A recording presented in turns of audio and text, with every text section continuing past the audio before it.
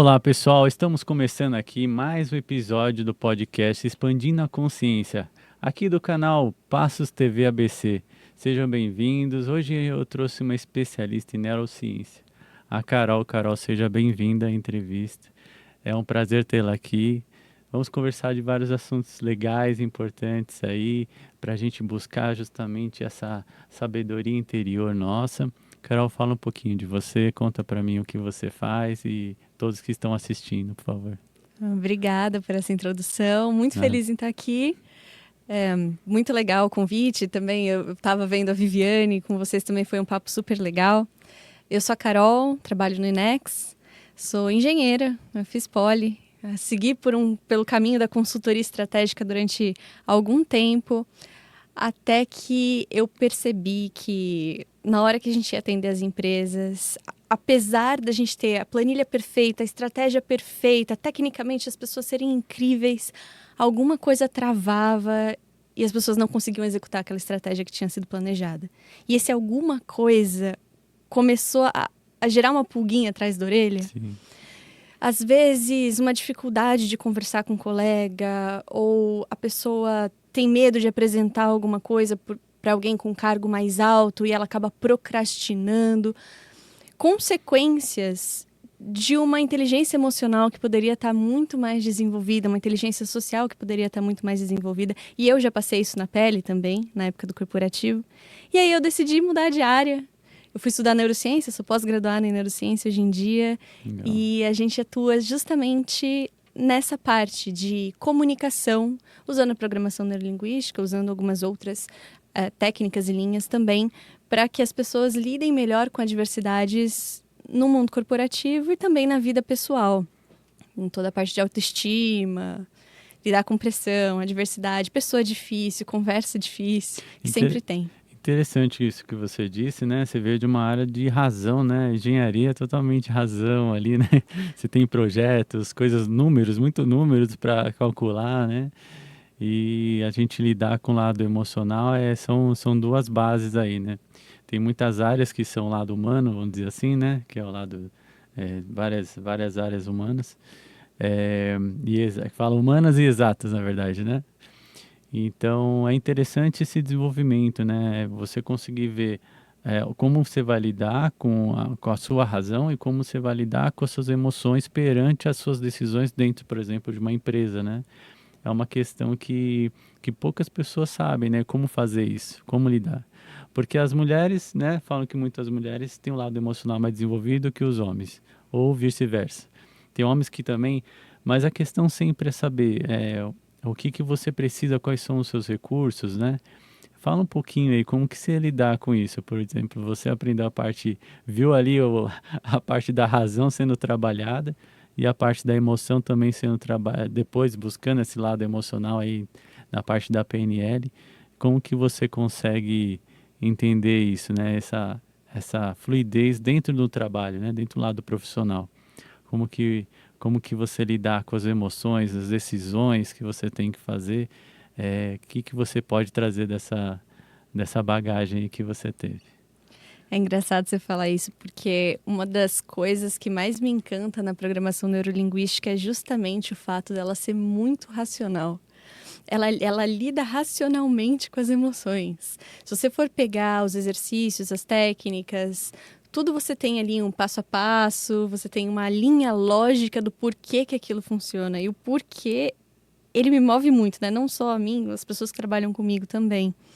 Então, é difícil te explicar isso, mas foi fácil essa transição, não foi difícil, porque ainda dentro de uma área emocional, eu gosto muito de estudar o porquê das coisas. E quando as coisas começam a ter lógica, quando você enxerga a lógica por trás da inteligência emocional, aquilo deixa de ser alguma coisa hippie, paz e amor, e passa a fazer sentido, inclusive para os engenheiros, que é o meu caso. Mas sobre o que você estava falando,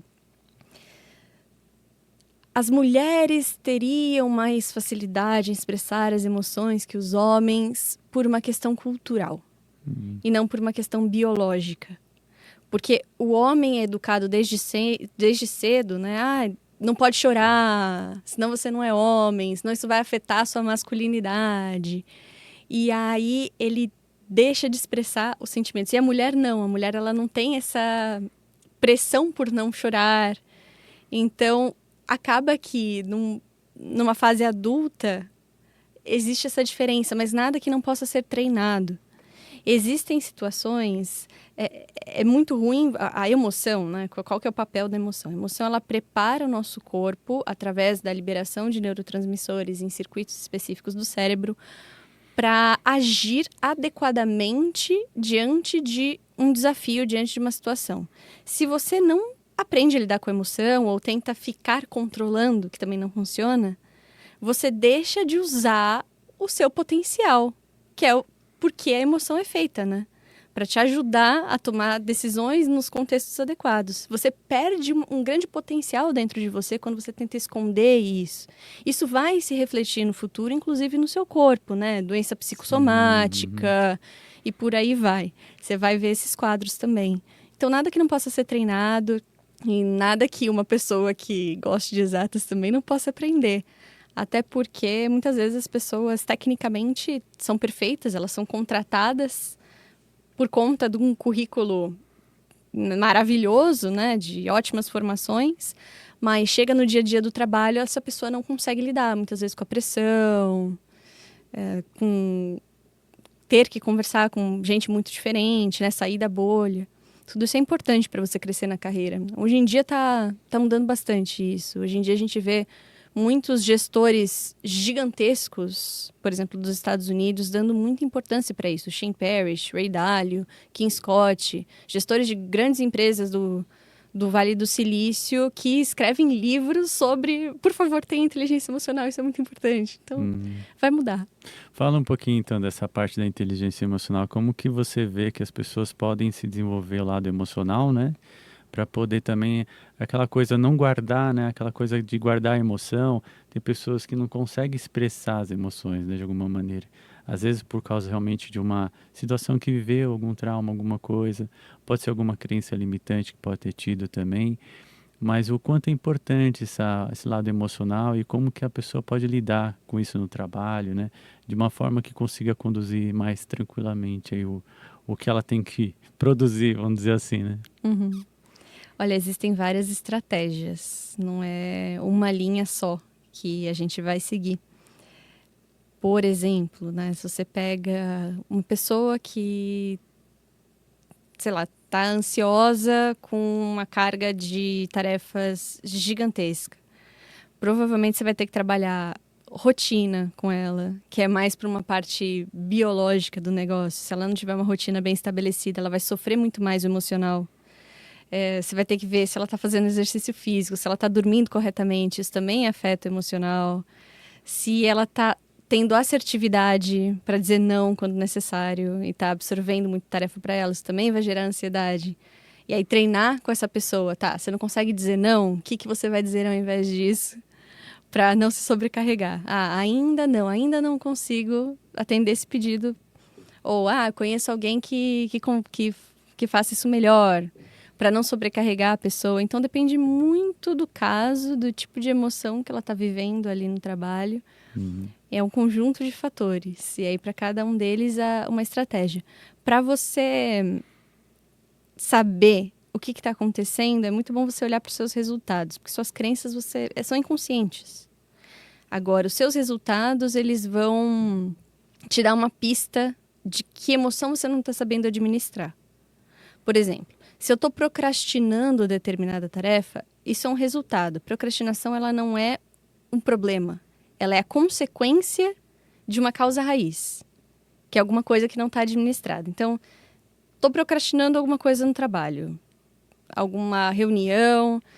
Tá, o que eu estou pensando? Aí você vai se perguntar, o que eu estou pensando que está me fazendo procrastinar? E aí volta. Eu estou pensando que talvez o trabalho não esteja bom o suficiente. Tá, o que especificamente no trabalho você acha que não está bom o suficiente? Até a pessoa voltar, muitas vezes, para um problema de autoestima, né? Não sinto que eu estou preparada para esse cargo. Você vai voltando. A partir dos resultados que a pessoa tem, que é a única coisa que a gente consegue enxergar de fato ali, você se pergunta, tá, segundos antes, o que você estava pensando? Ah, em tal coisa. E aí você consegue identificar qual é o ciclo que a pessoa está fazendo para gerar aquela emoção, para gerar aquela Seria a linha consequência. de raciocínio, né? A linhas neuronais, né? Vamos dizer assim, o que que a pessoa pensa ali, o que dispara aquele pensamento também, né? Então, você saber lidar antes de acontecer, ou como você poderia conduzir melhor essa, essa forma, né? De como você vai reagir perante a essa sensação que você está tendo, ou como você evita que aconteça isso. Então, sempre é um aprendizado, é isso? Fala um pouquinho também a gente estava até comentando, mas fala um pouquinho do sentido de síndrome do impostor, que eu fiquei curioso. As pessoas às vezes vão querer saber o que que é síndrome do impostor. É muito nessa linha que eu falei para você. Na verdade, desculpa. Tudo bem, tudo bem. Pode continuar. Na verdade, esse termo ele foi feito por duas psicólogas. Uma delas não usa esse nome. Ela prefere chamar de experiência do impostor ou fenômeno do impostor, porque o fenômeno do impostor não é uma doença. Então não seria certo a gente chamar de síndrome do impostor. Seria mais para o fenômeno do impostor. O que que é isso? É quando uma pessoa atinge determinado cargo na carreira dela, mas ela acha que ela não é suficiente para estar lá. Então, alguma coisa aconteceu, me colocaram aqui, eu não sei porquê, eu acho que eles estão errados, porque na verdade eu não sou tudo isso. E o dia que descobrirem que eu sou um impostor, ou eu sou uma impostora, a casa caiu, né? Não sei o que eu vou fazer da minha vida o dia que descobrirem que eu não sou bom o suficiente. Então, a pessoa ela alcança determinado cargo ou posição na vida dela, mas ela simplesmente não consegue aceitar, ela não tem autoestima suficiente para entender que ela, de fato, Mereceu, né? merecia aquilo ali. E aí, bom, depende muito do tipo de criação que a pessoa teve, tudo isso influencia para essa construção de autoestima. E como ela poderia melhorar a autoestima no caso dessa situação? Olha, primeira coisa que a gente tem que fazer é ganhar consciência. Nenhum problema, é o clássico Scooby-Doo, né? Como é que você vai lutar contra o fantasma? A primeira coisa que o Scooby-Doo faz é jogar um lençol em cima, porque enquanto você não joga o lençol, você não sabe onde está o problema. E aí como é que a gente ganha clareza disso, né? Reestruturando alguns pensamentos. Do tipo, primeiro, volta lá na infância. Será que eu ouvi muito? Não fez mais que sua obrigação quando eu ia bem. Podia ter sido melhor. A própria escola, ela faz muito isso com a gente, né? Você tem, digamos, a média é 5. Aí você tira 9 em matemática e 4 em português. O diretor vai chamar seus pais na escola para falar do quê? Do 4 em português. Sim. E aí você fica o tempo inteiro sendo educado a olhar para sua falha, porque você está indo mal, porque você não performa. E deixa de olhar para todas as qualidades que você tem. No futuro, quando você olhar para um trabalho na sua frente, seu cérebro já está treinado. Você vai olhar o quê? Você vai olhar a falha, você vai olhar o que não está bom. Você não vai conseguir enxergar um 9 em matemática, que poderia ser um 10. Enfim, se você se esforçasse, se as pessoas da escola dessem mais valor a isso. Tem um reforço positivo, né? Você vai reforçando aquilo ali. Pode ser em casa, às vezes, né? A mãe chega e fala, mas você só tirou, né? Essas notas ruins, né? Em vez de mostrar as notas boas, por exemplo. Então, às vezes, também tem aquela coisa da própria escola ser assim, né? O próprio grupo que você está ali junto e o pessoal fica cobrando isso. Tem uma cobrança, se é bom nisso, se é ruim nisso. Sim. Então, tem umas coisas assim também, né? A forma de lidar com as suas emoções perante... Lógico que isso é mais na fase da adolescência, na fase da adolescência ali, que você tem o seu turbilhão de emoções, você tem os seus turbilhões de vamos dizer assim, hormônios acontecendo ali ao mesmo tempo, mas tem também um aprendizado ali que você está tirando, porque realmente é a forma que você lidar. Falando nisso, eu vou entrar no assunto que eu achei interessante, esses dias me comentaram, que hoje as escolas estão fazendo o seguinte, eles estão, as crianças, né, estão aprendendo na escola Então, chegando justamente por causa da tecnologia, eles estão chegando da escola e estudando pela IA. Então, por exemplo, a criança ou a jovem, né, está estudando inglês, depois que sai da aula, vai para a IA fazer as perguntas com a IA e conversar. Isso, de certa forma, reforça o conteúdo que ela está aprendendo na escola, por exemplo. Eu sei que eu entrei nesse âmbito escolar, mas foi porque a gente puxou um pouquinho nessa parte de educação, né, de como que a gente aprende, como que a gente é reforçado a pensar, né? Isso a gente vem trazendo para o futuro, para a parte profissional futura, né? Então é uma questão que você está dizendo, é interessante. Hoje pode ser que nesse momento você seja um profissional aí, eu tenho um livro já de profissional de alta performance, né? É, que já esteja nesse nível, né, de performance, vamos dizer assim, já seja um diretor, já seja um executivo de uma empresa, que você não tem mais questão aí de tempo, né, vamos dizer assim, saber lidar com essas coisas, né, mas que você realmente precisa saber o que você está vivendo, qual posição você está e reconhecer essa posição que você está, que você é merecedora disso, não é isso? Sim, Então, exatamente. essa questão é muito importante, mas também para você ir mais para cima, poder aprender ainda mais, você precisa realmente sentar e pensar, né? Se aquela posição que você está, se você quer algo a mais, ou se você vai se manter até o final da sua carreira profissional nessa posição. Muitas vezes você tem que tomar as decisões, saber dizer sim, saber dizer não. Às vezes aparecem oportunidades fantásticas para você, mas dependendo de como é essa oportunidade, às vezes você tem que dizer um não, né? Pode ser que você até ganhe mais, mas às vezes você tem que abrir mão de algumas outras coisas, que as pessoas passam por isso, é normal, né? Quando você acaba cada vez mais galgando a sua carreira, aumentando sua expectativa aí de oportunidades, né? Às vezes vem chefes que vêm chamar para trabalhar com você também. Então tem situações assim. Então como que as pessoas aí nessa parte, vamos dizer assim, evolutiva dentro da empresa, nessa parte de você estar querendo aumentar a sua carreira, né? Subir sua carreira, fazer uma transição aí de uma carreira, de um gerente para um coordenador, vão ter que ter capacidades, habilidades diferentes para lidar, né? Fala um pouquinho aí o que você pensa sobre isso. Tá, vamos lá. Vamos dividir, então, em duas partes. Ok, Primeiro, se eu vou decidir subir ou não na carreira. isso. Você precisa ter uma escala de valores muito bem definida. O que é importante para você e em que ordem. E que essa escolha, ela possa ser feita em cima dessa escala de valores e não por um medo que você tem. Ah, eu não vou aceitar porque eu tenho medo, eu prefiro continuar aqui. Que seja, não vou aceitar porque não bate com tal item da minha escala de critérios que é importante para mim. Aí é uma decisão que a gente fala que a pessoa teve clareza, ela teve racionalidade para tomar, ela colocou os pesos, né, do que é mais importante para ela e que não seja guiada por uma raiva, por um medo, por uma ansiedade. Uma vez que ela decide, não, vou pegar um cargo de gestão. Muitas vezes a gente vê muito isso em cargos de vendas. O vendedor, ele vai muito bem. Ele tem habilidades assim de empatia e conversa com todo mundo e consegue criar um relacionamento com o cliente.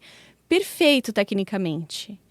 Só que ele foi treinado para aquela função dele, né, a carreira inteira. E quando ele chega num cargo de gestão, ele não foi treinado para gerenciar a pessoa. E aí você acaba perdendo o melhor vendedor que você tinha e, em troca, você não ganha o melhor gestor que você poderia ter. Justamente porque as pessoas elas não são treinadas na parte comportamental de você ser um líder. Eles são excelentes tecnicamente, mas a parte comportamental falta. O que é essa parte comportamental? É você saber conversar com todo mundo, entender as motivações de cada um que trabalha ali com você, saber onde alocar cada pessoa dentro da sua equipe, ou seja, reconhecer os pontos fortes e os pontos a melhorar de cada um ali, para usar a mente das pessoas onde elas performam melhor.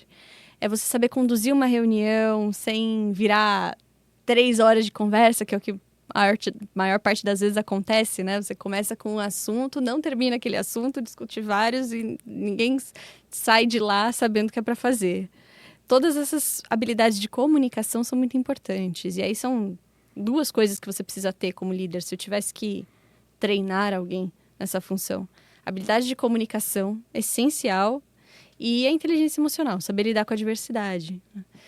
Liderança é um cargo de estresse. Não vou ser poliana aqui e falar, é maravilhoso. Não, é um cargo estressante. Se a pessoa não souber lidar com isso, Tem que aí ter não dá certo. produtividade, né? E isso gera um pouco de estresse, né? Como que as pessoas lidam com o estresse? Vou deixar para vocês.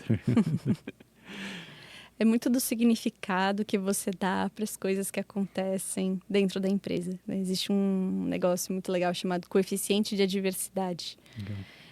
Várias pessoas já falaram sobre isso. Uma das pessoas que falou sobre isso chama Paul Stoltz. E ele faz uma analogia com uma montanha, né? Tem algumas pessoas que começam a subir a montanha, a primeira adversidade, elas desistem, são os desistentes. Tem algumas pessoas que começam a subir a montanha, sobem mais que os desistentes, mas até aqui tá bom, mais que isso eu não preciso subir. Elas são os campistas. E aí, por fim, você tem as pessoas que sobem até onde os campistas estão e falam, nossa, dá para ir além. E elas viram os alpinistas. Que é muito pouca gente atualmente que chega nesse nível de, apesar de estar na zona de conforto, por livre e espontânea vontade, decidir sair da zona de conforto para conseguir algo ainda maior. O coeficiente de adversidade, ele são várias perguntas que você faz para você entender se você não está generalizando o problema. Então, por exemplo, eu furei o pneu vindo para cá. Minha vida está um caos. Então a pessoa generaliza para a vida inteira dela. Aí vem as perguntas, né? O que especificamente aconteceu? Pera, mas a sua vida familiar tá um caos também? Aí a pessoa começa a refletir. Não, minha vida pessoal tá ótima, é só o pneu. Então são perguntas que o líder precisa aprender de coeficiente de adversidade para fazer para os seus liderados, para os liderados também conseguirem aumentar esse coeficiente de adversidade. Talvez uma superação, como elas vão superar as dificuldades.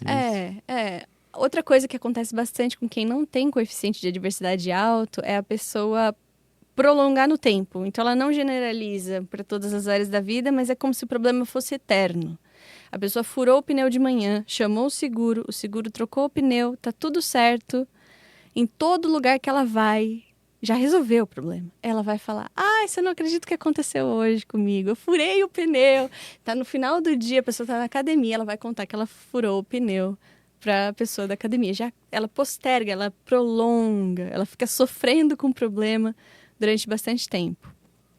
Isso é falta de coeficiente de adversidade. Uma pessoa que tem coeficiente de adversidade baixo é uma pessoa que vai reagir a feedback, ela vai terceirizar, justificar. Não, mas é porque você não tinha pedido isso antes. Não, é porque fulaninho me entregou tal relatório atrasado e é por isso que eu entreguei a minha parte atrasada para você. Ela vai ser esse tipo de pessoa, ou pior, que vai ser uma coisa silenciosa. Ela vai ouvir o feedback e vai machucar a autoestima dela. Putz, eu sou péssimo. Eu não deveria estar aqui. Ela vai abalar a autoestima. O mundo acabou, né? Tipo, isso aqui me abalou, o mundo acabou, eu vou ficar triste o dia todo, né? Assim, ela não vai conseguir focar. Tem pessoas que têm umas crenças assim, né? Exatamente. Então, são essas duas coisas. Você saber se comunicar muito bem, ou seja, que palavras eu uso para eu delegar tarefas de uma forma que o outro entenda, que é uma dificuldade. Às vezes os líderes falam, né? Já falei 1000 vezes e eles não entenderam. Você que não está falando direito.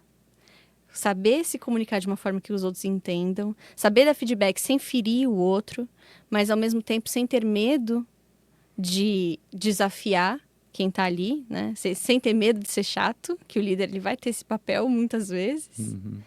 E essa é a parte da comunicação. E, por fim, a parte do coeficiente de adversidade, que é a inteligência emocional. Se você tiver essas duas coisas, você já vai voar muito alto. Isso pode ser treinado, né? Todas essas capacidades, habilidades que a Carol está dizendo, pode ser desenvolvido, treinado. Tem treinamentos que ajudam nisso. É muito importante as pessoas saberem que é possível desenvolver, né? Não ficar só nisso, no problema, né? Qual as soluções que existem ou qual formas que hoje a gente pode fazer ou como eu posso fazer diferente que eu possa aprender a lidar com isso. Então, todos nós temos essas inteligências e a gente pode focar nelas para se desenvolver. Se você realmente está galgando algo a mais, está querendo subir na sua carreira, realmente você tem que desenvolver outras capacidades e habilidades, isso faz parte. A de comunicação é uma delas.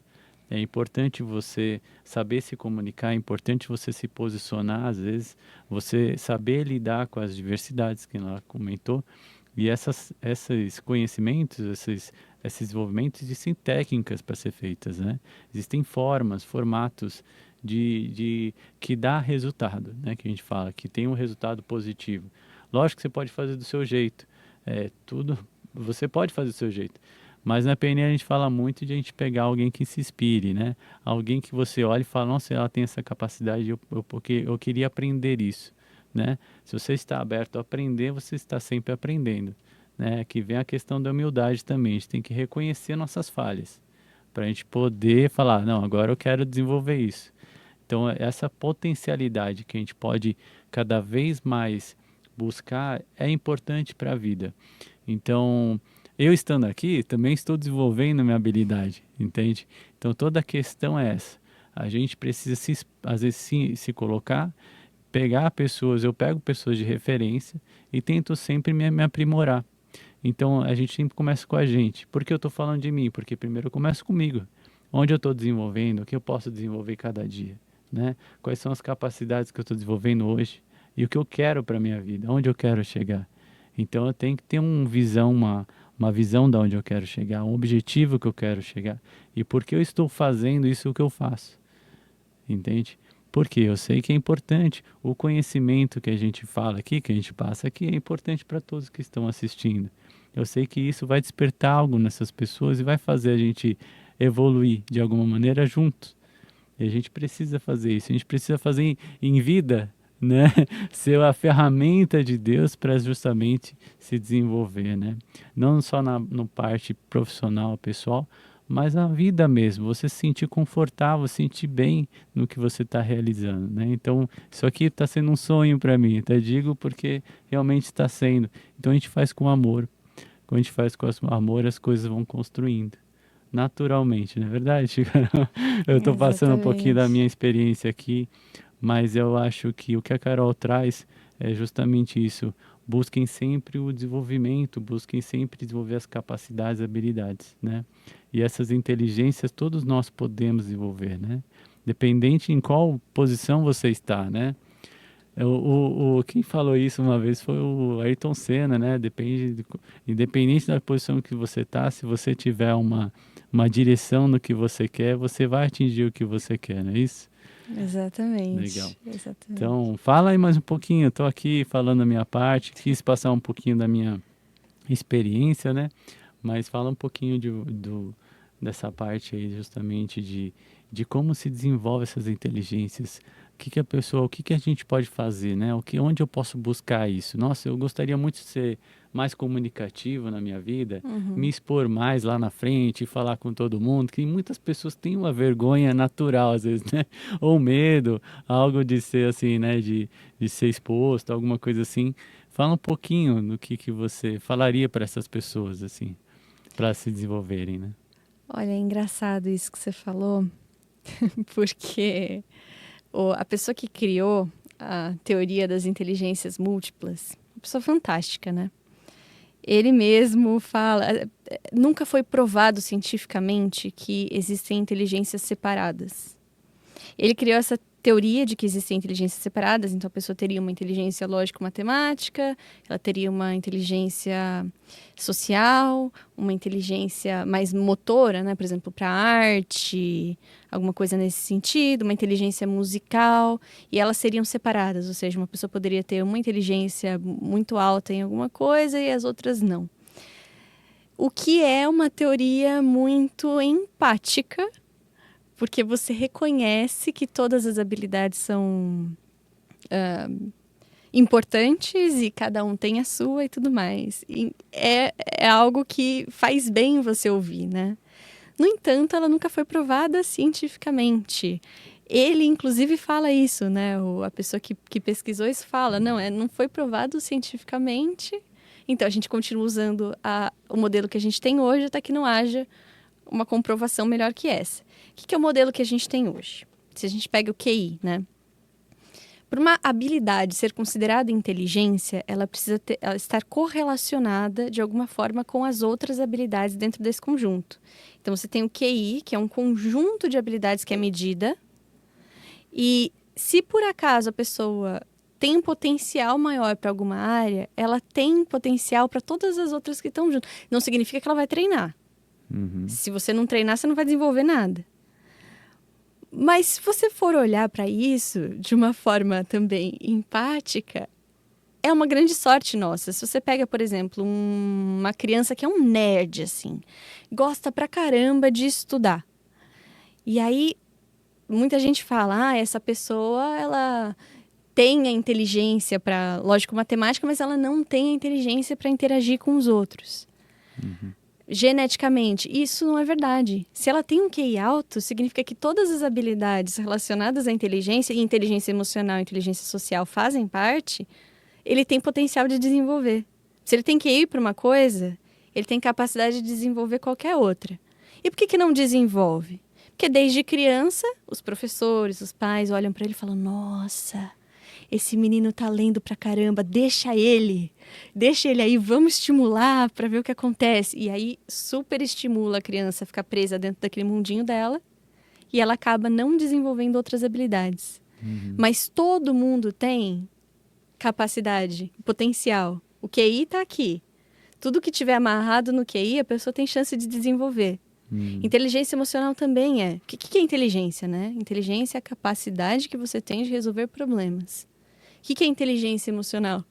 É a capacidade que você tem de resolver problemas, é a capacidade do seu corpo de te preparar emocionalmente para resolver problemas. Então, também está na mesma caixinha. Se uma pessoa tem capacidade de desenvolver uma coisa, ela tem capacidade de desenvolver outra. Se a gente falasse de inteligências separadas, talvez isso não fosse verdade, né? Então, por isso que é bom.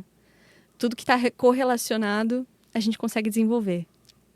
É só treinar. É interessante isso. Essa é a questão. A gente precisa realmente perceber o que a gente precisa ser treinado, né? E qual que é os momentos que você está vivendo, né? Quais são as oportunidades que você tem e o que, se você atender aquela oportunidade, você pegar aquela oportunidade para fazer e o que você pode desenvolver naquela oportunidade.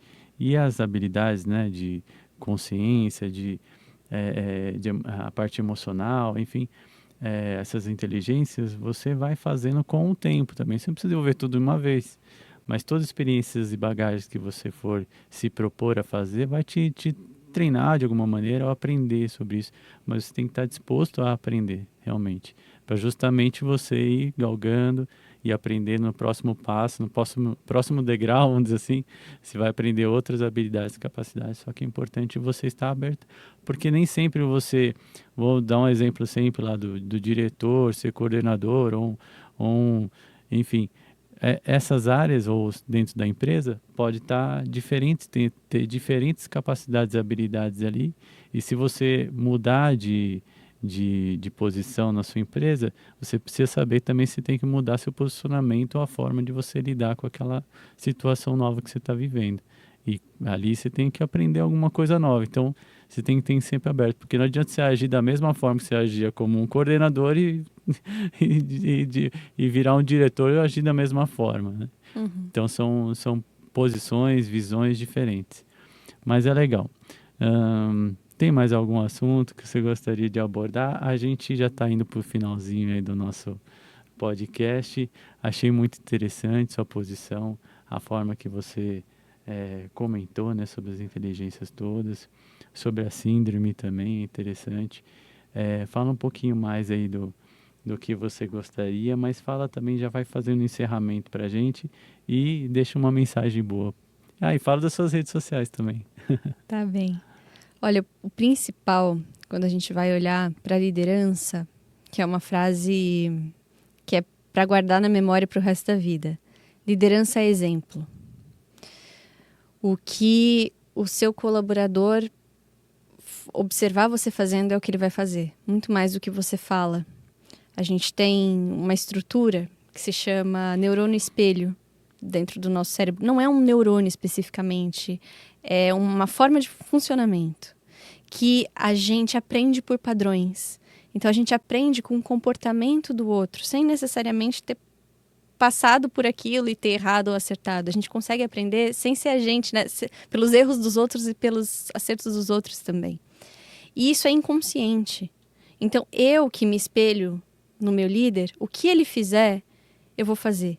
Se ele se dedica pra caramba, eu vou me sentir confortável para me dedicar pra caramba. Se ele se abre com relação às tarefas que precisam ser executadas, eu não vou ter medo de abrir o jogo sobre as tarefas que eu não estou conseguindo fazer.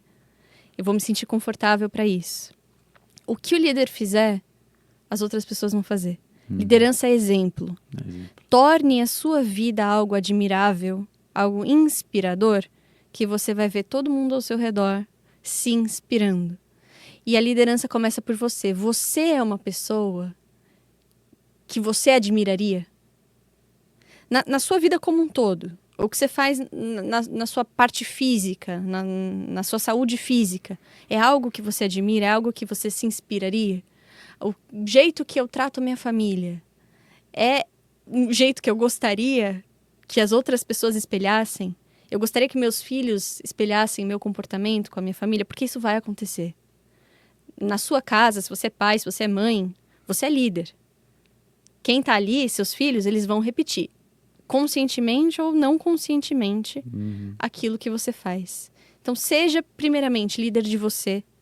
E uma vez que você conseguir ser líder de você, aí sim você vai ter autoconhecimento suficiente e inteligência emocional suficiente para começar a querer ser líder do outro. Isso é verdade. E aí é isso, dentro do trabalho também. Se você conseguir ser líder de si mesmo, saber desenvolver sua inteligência emocional, saber organizar suas tarefas, as pessoas elas vão se inspirar em você, elas vão perguntar: o que você está fazendo? Elas vão te ouvir muito mais quando você dá um feedback, elas vão aceitar muito mais as suas sugestões, porque elas sabem que em você elas podem confiar, em você elas podem se inspirar. Esse é o principal recado sobre liderança que a gente pode dar no quesito comportamental. Seja o exemplo. Perfeito, Carol. Obrigado pela mensagem. Deixe suas redes sociais pra gente. Você pode nos acompanhar no meu perfil pessoal no Instagram, a Carol Meirelles. Eu falo bastante sobre comunicação por lá também. E você pode nos acompanhar semanalmente, toda terça-feira, no Café com PNL, que é o nosso podcast. Obrigado, Carol. Pessoal, quem puder, obrigado por todos terem assistido esse programa. Aqui a gente, como eu falei, cada dia a gente traz o conhecimento para nós justamente expandirmos e aprendemos a cada dia com as pessoas e com conhecimento, né? Acho que cada dia a gente tem que buscar conhecimento e assim a gente vai conseguindo também, além de aprender, né? A gente pode também transbordar e ensinar também, né? Acho que é a lição que a gente acaba tendo na vida. Então, eu agradeço a todos que estão acompanhando. Deixe o seu like aí no canal. O canal aqui na Passos TV ABC. Acompanhe aí a gente, todos os episódios, a gente tem postado. E obrigado mesmo por estarem dando os seus comentários, né? Enfim, fiquem à vontade aí. E é isso. Um grande abraço a todos vocês e muito amor na vida de vocês, tá bom? Obrigado, viu, Carol? Isso eu que agradeço.